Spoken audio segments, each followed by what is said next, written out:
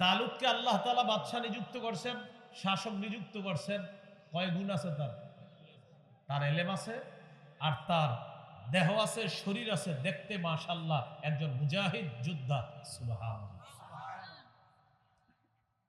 এরপরে বললেন, আল্লাহ যাকে ইচ্ছা তাকে রাজত্ব দান করেন, তোমরা মেনে নাও। এই কথা বলার পর বনি ইসরাইল কয়, আমগো তো মন চাইতেছে না তারে বাদশা মানতে। এবার শামউইল নবী বললেন, শোনো, তিনি যে একজন বাদশা এটার একটা আলামত আছে।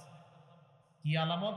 তোমাদের হারিয়ে যাওয়া যে সিন্দুকটা আছে, যেটা তোমরা সামনে রাইখা লড়াই করতা, যুদ্ধ করতা, তোমরা যদি তালুতের সাথে লড়াই করো, যুদ্ধ করো, যুদ্ধের আগেই ফেরেশতাদের মাধ্যমে ওই সিন্দুক আল্লাহ তোমাদের কাছে নিয়ে আসবে, আল্লাহ ফিরিয়ে দিবে।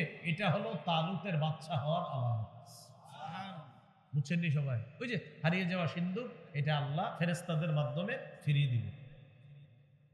এই কথা বলার পর তখন তারা একদল রাজি হয়ে গেল, ঠিক আছে আমরা লড়াই করব। বাদশাহ তালুত সৈনিকদেরকে নিয়ে রওনা করলেন। রওনা করার পর তাদেরকে বললেন, শোনো, এখন তোমাদের পরীক্ষা হবে। কি হবে? পরীক্ষা।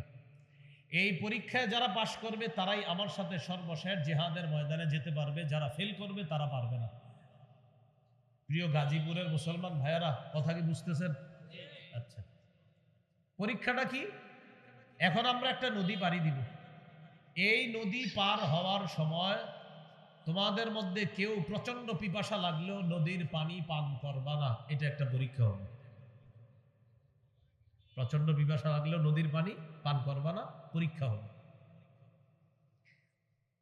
সাথে সাথে এটা বললেন, তবে কেউ যদি হাত দিয়ে এক আজলা পরিমাণ পানি তার হাতে এসে যায়, এটা কোনো সমস্যা নাই, কিন্তু আপনার ডক ডক করে প্রচুর পানি পান করবে যারা, তারা আমার সাথে যেতে পারবে না। ঠিক আছে, চলেন।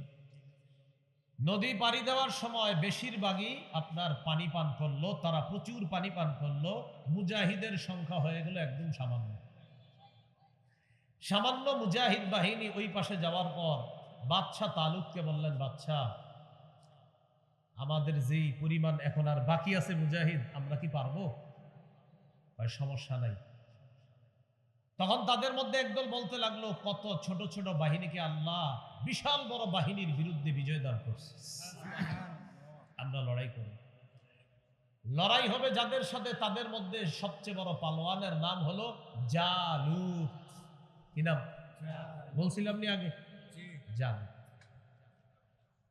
লড়াইয়ের ময়দানে গেছে, যাওয়ার পর লড়াই চলতেছে, বনি ইসরাইল আর জালেমদের মাঝে লড়াই চলতেছে, বাইতুল মুকাদ্দাস ফিলিস্তিন পুনরুদ্ধারের লড়াই চলতেছে।